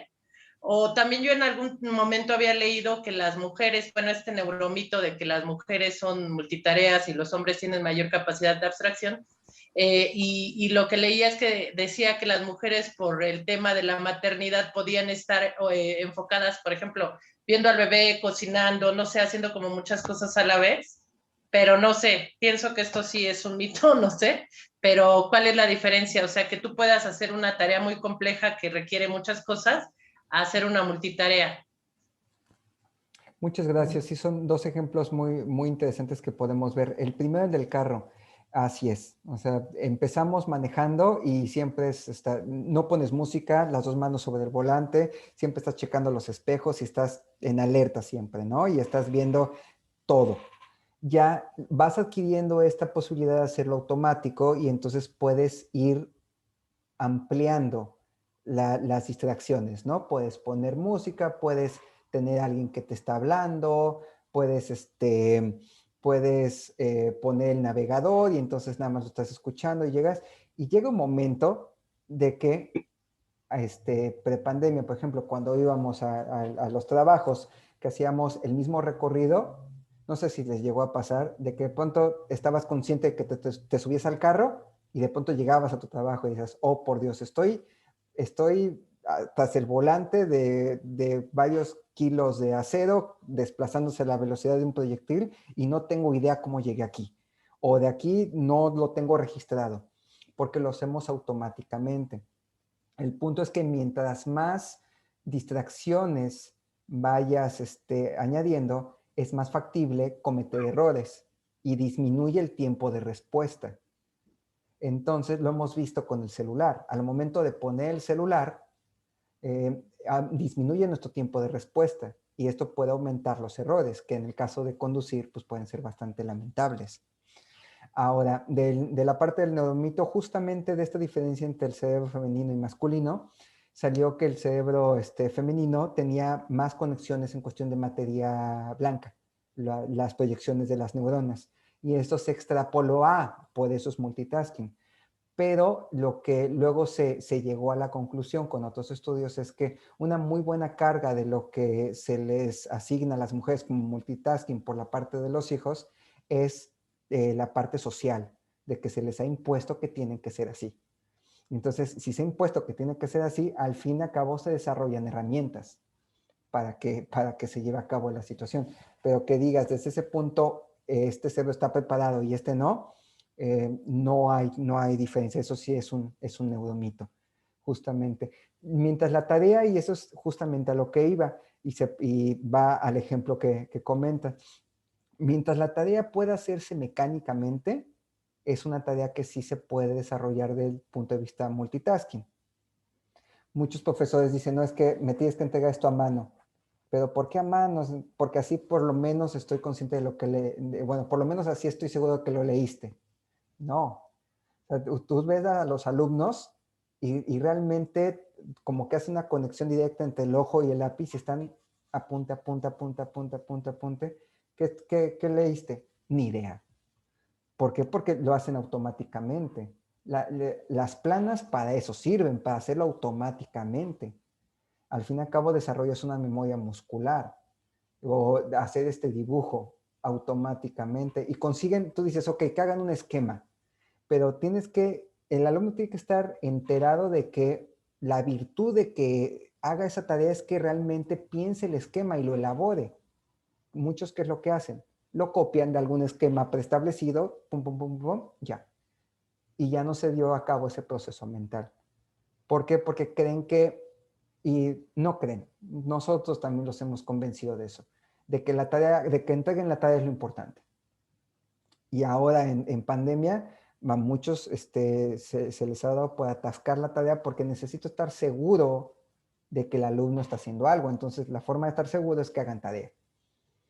Eso sí está muy en discusión y lo vamos a ver más adelante. Pero en cuestión del multitasking, podría servir si la tarea es mecánica. ¿Cuál es lo malo en esta situación? Que la tarea de aprender no puede ser mecánica. Ese es el problema. Las conexiones que hacemos no tienen que ver con que desarrollen la habilidad de copiar una palabra sin entenderla. Y uno puede copiar un texto completo y no tener idea de lo que dice el texto. Entonces, el multitasking sí puede ser efectivo si tu tarea es mecánica.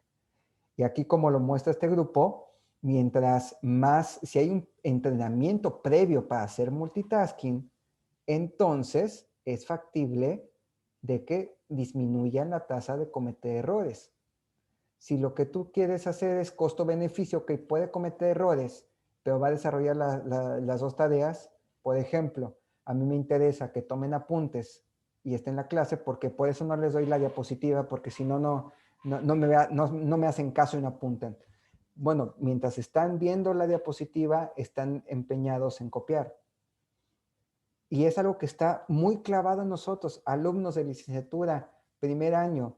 Llego y yo les decía, les doy la diapositiva y todavía los veía en friega, apuntando todo lo que venía en la diapositiva cuando ponía letras, porque por lo general ponía imágenes. Entonces es bueno, ya lo tienen muy adentro. O sea, y se enojan si les dicen, no apunten. Hay muchos, yo tenía profesores que te decían, no quiero que saquen el cuaderno en mi clase. Y muchos compañeros se escandalizaban, porque cómo era posible que no iban a tener apuntes. Y dices, ahí están los libros.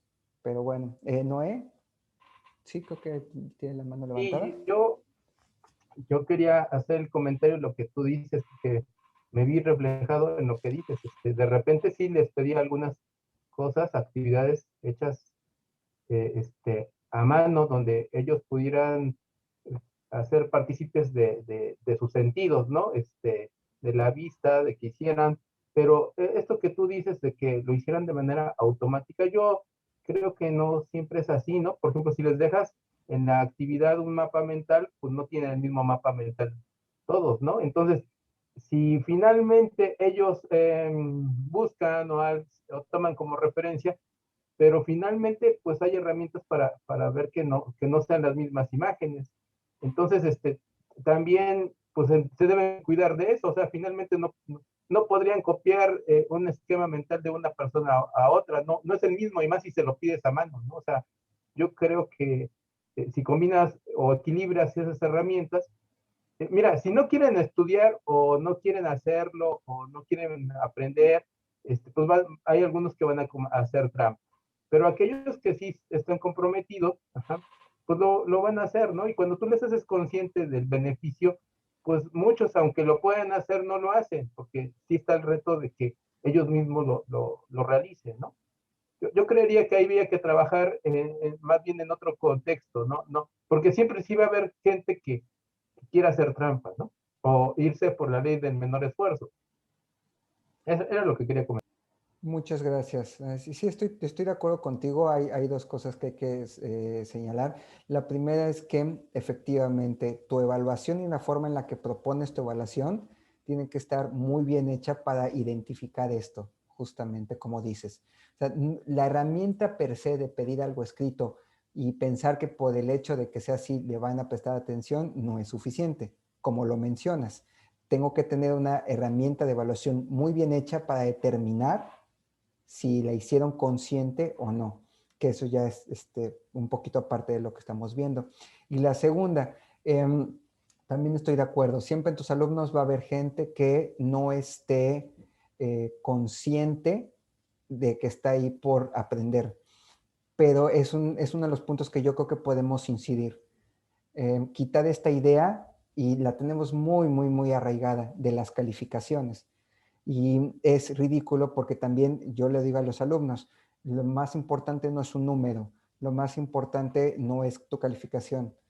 Ah, sí, pero ¿sabes qué? Tienes que exentar si no repruebas, si las materias son seriadas. Ah, y por ejemplo en medicina vas a escoger el hospital donde vas a hacer tus prácticas dependiendo de tu promedio. Entonces, estas cosas que o sea, el mundo dice una cosa, pero tenemos nosotros que encontrar la forma de darle la vuelta para que estén enfocados en aprender, que se motiven para aprender, porque si están motivados por la calificación, van a encontrar la forma de hacer trampa, no hay de otra. Pero estoy de acuerdo contigo en que tiene que ser de ambos lados. ¿Hay otra participación, Rocío? Sí, no quiero acaparar los comentarios, pero bueno, me parece muy interesante todo lo que se está comentando.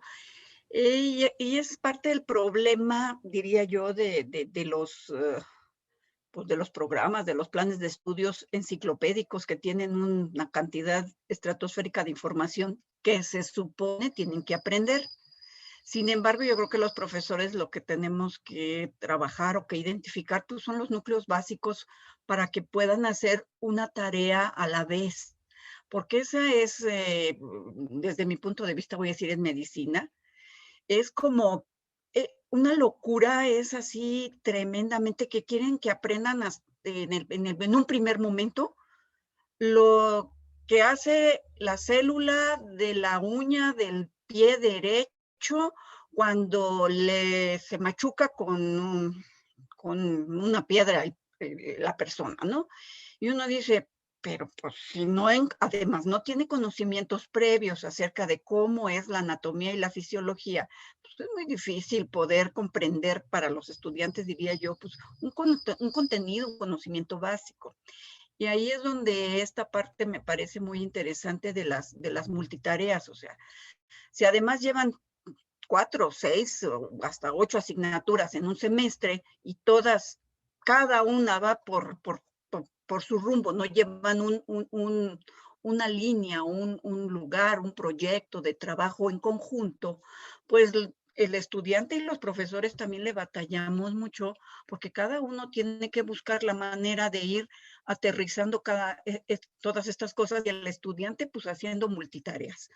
Y claro, hoy con esta tecnología digital que les estamos pidiendo, que además trabajen y que se estén 8 horas o más horas conectados a un dispositivo, pues claro, la palabra que ellos utilizan, y creo que utilizamos todos, es abrumados. Estamos totalmente rebasados en esto y al final lo que identificamos es que no aprendemos, entre comillas, aparentemente nada. Más el cómo no se debe hacer, yo diría, y ya sería ganancia si lo aprendemos, ¿no?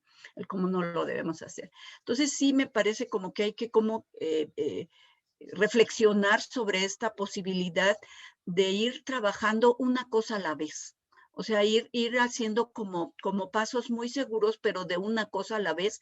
Máxime si identificamos que no tienen experiencia previa o conocimientos previos de algo que les estamos proponiendo que aprendan.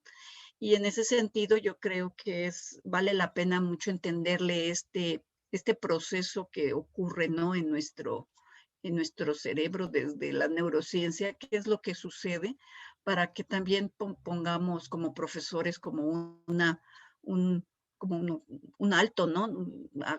Hagamos un stop, ¿no? Y reflexionemos sobre esto, porque estudien, aprendan, escriban, elaboren el trabajo, hagan el proyecto, busquen en internet, hagan una tabla de referencias, o sea, y queremos que, entre comillas, hagan todo, de todo y bien, porque además están reprobados y no lo hacen bien. Entonces, claro, pues el chamaco al final, pues hace lo que hace y lo copia y hace, como dijo por ahí uno de los profesores, pues hace cualquier cantidad de trampas, pues para salir bien librado del compromiso, pero no necesariamente para aprender.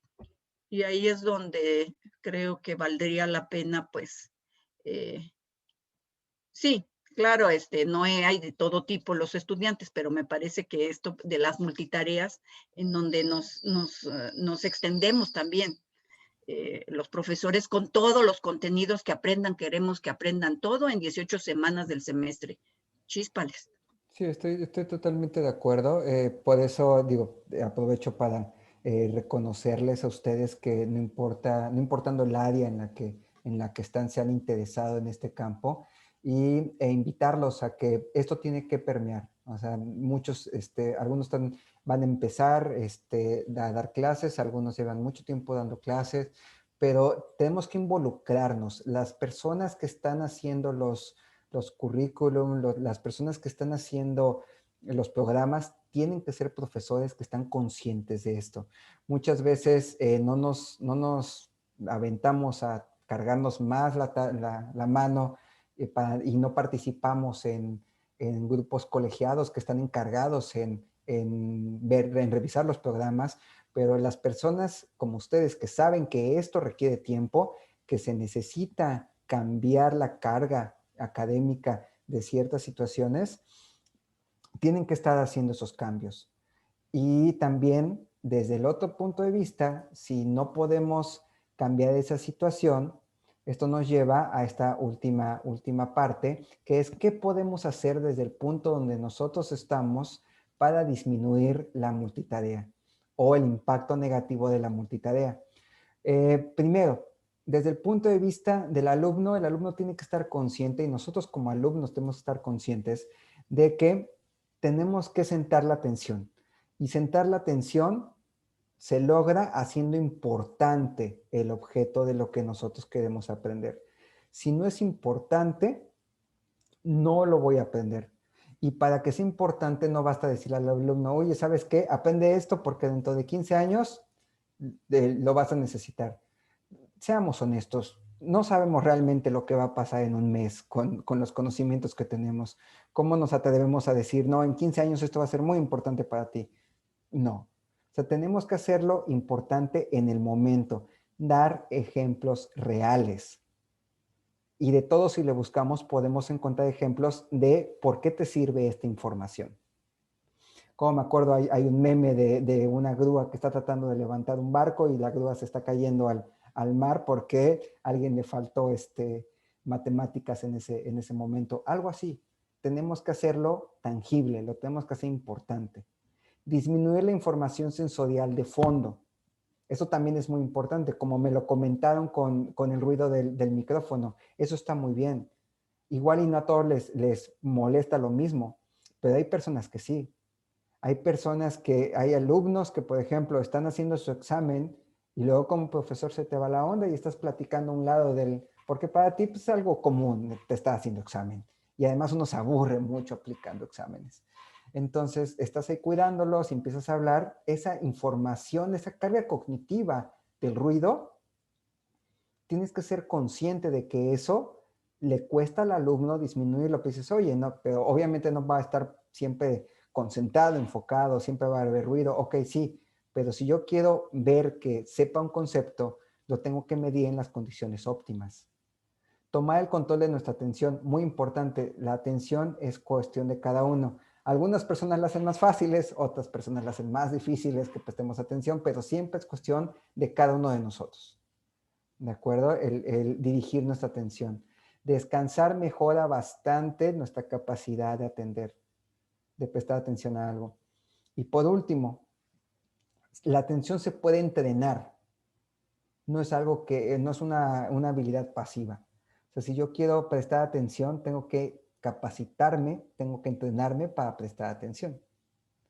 Lo que nos lleva a el siguiente tip de las técnicas. Seguramente más de uno conoce la técnica de Pomodoro para aumentar tu atención. Se llama así Pomodoro por estos relojes, una empresa de cocina italiana, hacía estos relojes, que básicamente eran, cuando estabas cocinando, tenías que poner algo a hervir, cualquier cosa, algo a calentar, ponías tu temporizador en el relojito, que la mayoría tenía un límite de 30 minutos. Entonces, se propone esta técnica de Pomodoro, que es enfócate 25 minutos y descansa 5.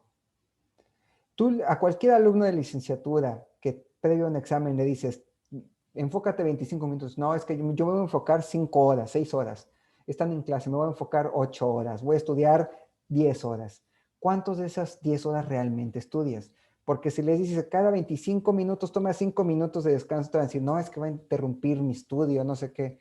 ¿Cuántas veces estamos papaloteando en la misma página o vemos a los estudiantes papaloteando en la misma página 1 hora sin realmente estudiar?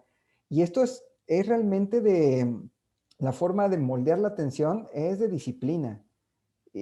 Cuando vi por primera vez la técnica de Pomodoro hace unos años, dije, no, esto es facilísimo. Ir aumentando la cantidad de ciclos requiere su tiempo y su constancia. Yo lo recomiendo si no lo han implementado, se queda como tarea esta semana, traten de implementarla, es muy buena forma de ir moldeando la atención. 25 minutos, luego descansa 5, 25 minutos, descansa 5, así, y después de que hagas un ciclo, ya puedes descansar un poco más. Y a partir de eso, puedes aumentar el tiempo que tú estás prestando atención. Y esto sí se ha visto, hay evidencia al respecto, que pueda ayudar a los alumnos no solamente a que estudien un concepto en ese momento, sino que puedan moldear la forma en la que prestan atención. Y créanlo o no, esto te da bastante poder. Una de las cosas que más te quita la motivación de estudiar es sentir que no lo vas a lograr o que no estás en poder. ¿Por qué? Porque ya no te da. O después de un tiempo dices, no, pues yo ya no me puedo levantar a las 7 de la mañana, ya me cuesta mucho trabajo, ya no. Y te sientes que ya no tienes el poder de hacer las cosas. Esto te regresa ese poder. Dices, me voy a concentrar 25 minutos. ¿Puedo dejar mi teléfono un día? Yo se los digo como un adicto. Hasta de pensarlo me duele físicamente. Un día no. Pero puedo empezar 25 minutos. Lo pongo en modo avión, lo dejo allá, no pasa nada. 25 minutos. Acabando los 25 minutos, como adicto, si voy, lo agarro, lo quito y veo, no ha pasado nada realmente. O sea, en ese 25, pero ya tuve 25 minutos sin estar con el teléfono, o estar con las 15 pantallas de navegador abiertas, o estar escuchando música. O sea, 25 minutos bien concentrados hacen la diferencia. Y los invito para que, espero dentro de una semana podamos platicar de sus experiencias, a ver cómo les fue con la técnica de Pomodoro. Y como en la vez pasada, les recomiendo otras lecturas complementarias. La primera es cómo abordar la atención en la era digital, muy importante, muy interesante, más ahora que todo es virtual por la situación mundial. Cómo se ve la atención desde la psicología, las neurociencias y la inteligencia artificial, como esta parte de la teoría de redes, de computación, de neurociencias de la computación nos ha enseñado mucho de cómo abordarlo. Y por último, ¿cuál es el costo real del multitasking? Que eso viene de la parte de la última gráfica que les mostré. Noé, ¿tienes alguna pregunta? Creo que levantaste la mano. No, más bien un comentario. Fíjate, Dime. bueno, cómo las generaciones cambian. Yo, bueno, ya tengo ahí 53 años y cuando fui estudiante de licenciatura en ingeniería, pues sí, de repente dejan mucha tarea, muchas series y está pesadísimo, pero pues yo no me desvelé en todos los 5 años más que 2 o 3 veces que me dejaron algún proyecto, algún profesor y no dormí, digamos, pero 2 veces en 5 años y yo fui, como tú dices, muy disciplinado. Pero ahora las generaciones me llaman la atención. Yo no me dormía más allá de las 12:30 de la noche, y ahora en las nuevas generaciones hay un desorden tremendo que están 3, 4 de la mañana y no descansan de manera normal, sus 8 horas. Y entonces esto impacta en la atención y en su concentración y en su enfoque. Yo he hecho en varios cursos una encuesta así muy rápida de a qué hora se duerme, cuánto se duerme, y de verdad me impacta el gran desorden que tiene, ¿no? Y ellos no coinciden de que yo, en mi carrera como ingeniero, y bueno, pues la cursé bien, con buenas calificaciones. No me creen que yo nada más 2 veces me haya no dormido. Ellos dicen, ¿cómo es posible? Dije, bueno, pues y además esto, lo que tú comentas, esta estrategia del Pomodoro, yo sí coincido ahí, yo me enfoco, me concentro, algunos por tiempos, más o menos lo que tú dices, descanso otros más, y bueno, es interesante, estas nuevas generaciones mm, sufren de eso, no saben concentrarse ni saben administrar adecuadamente su tiempo para dormir, descansar, etc. Es lo que quería. Sí, muchas gracias. ¿No? Son puntos importantes. Me gustaría retomar 2 puntos. El primero es que sí podemos tener ese sesgo, ¿no? Muchas veces como profesores lo vivimos. O sea, yo lo viví así, ¿no? Entonces, híjole, yo lo viví así y pues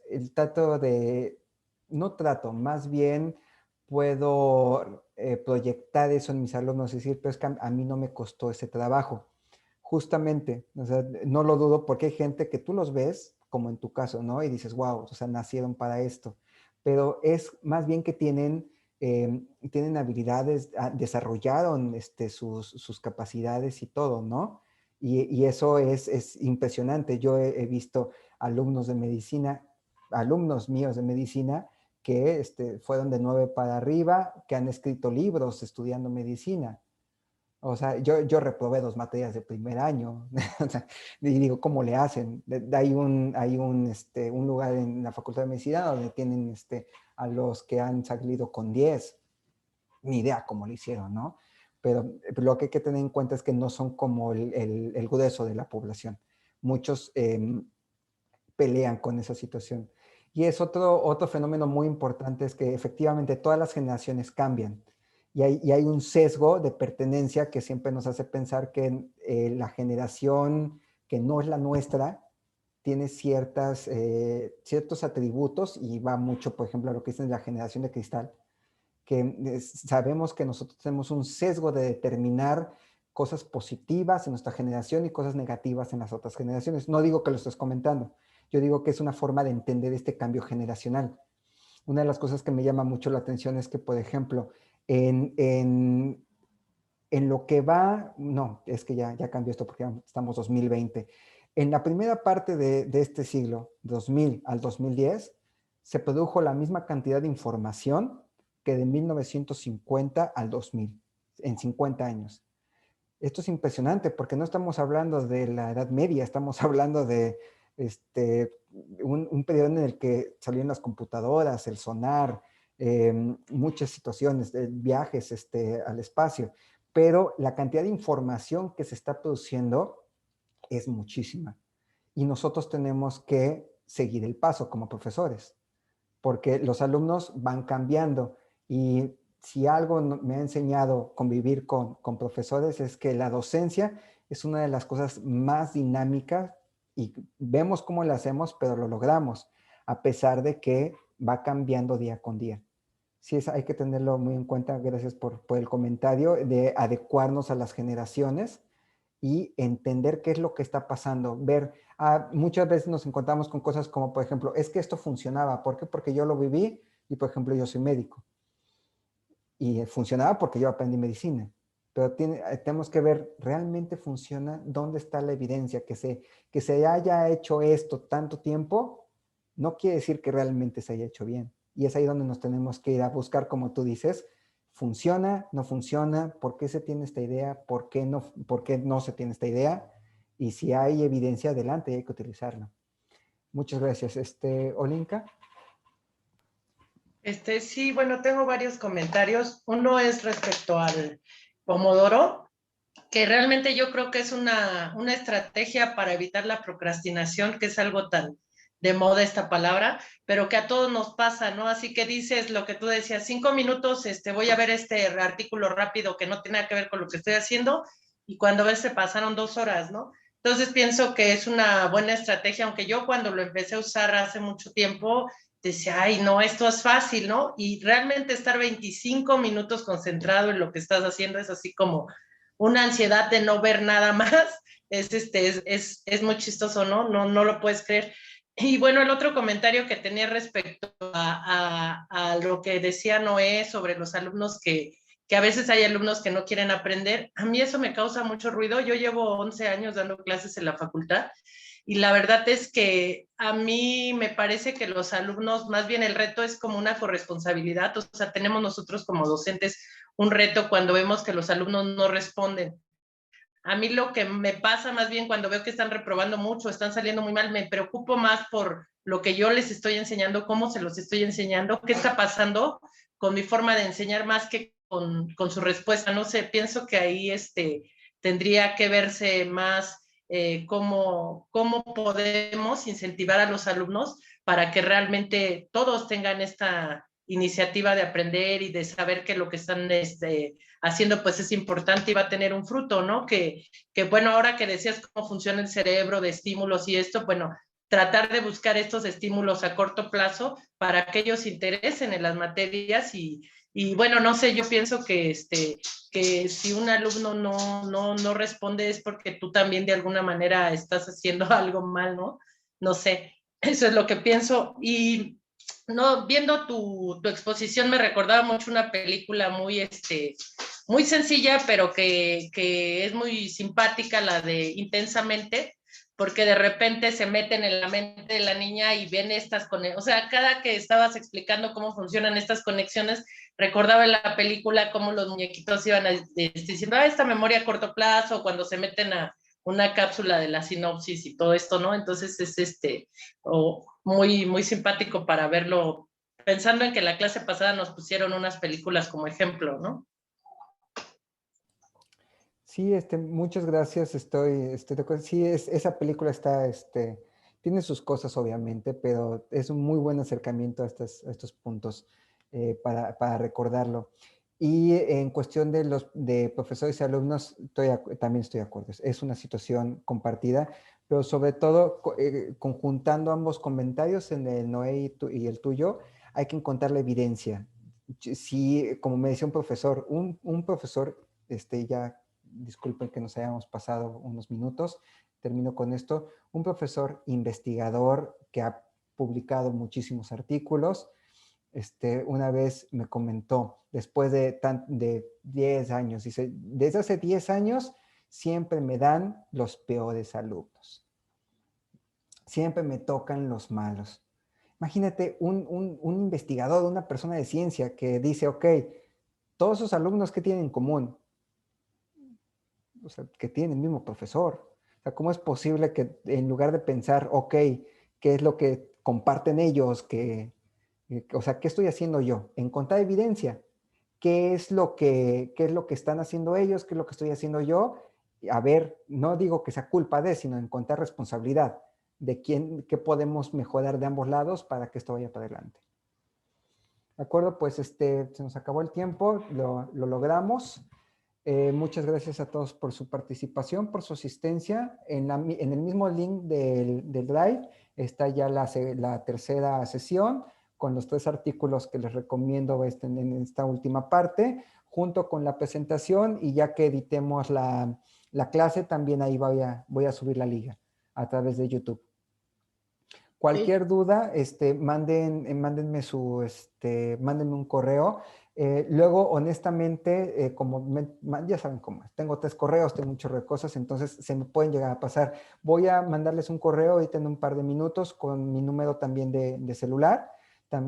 Ahí voy a poner una entrada a Telegram, que es un poquito más para dar anuncios, pero también, y si quieren mandarme algún mensaje para que lo pueda responder más al momento, con mucho gusto. Cualquier duda, adelante, para eso estamos. Que tengan excelente noche, excelente martes, excelente semana, y nos vemos el viernes con el profesor Kevin y el martes en una semana conmigo. Muchas gracias. Gracias a ustedes. Hasta luego, buenas noches. Buenas noches. Gracias. Buenas noches. Bye. Gracias, Diego. Bye. A ustedes. Hasta luego.